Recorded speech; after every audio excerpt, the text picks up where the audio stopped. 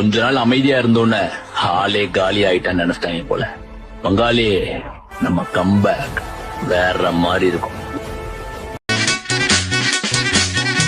வாலிபத்தில் மன்மதன், லீலைகளில் மன்னவன், ராத்திரியில் சந்திரன், ரசிகைகளின் யுதிரன்.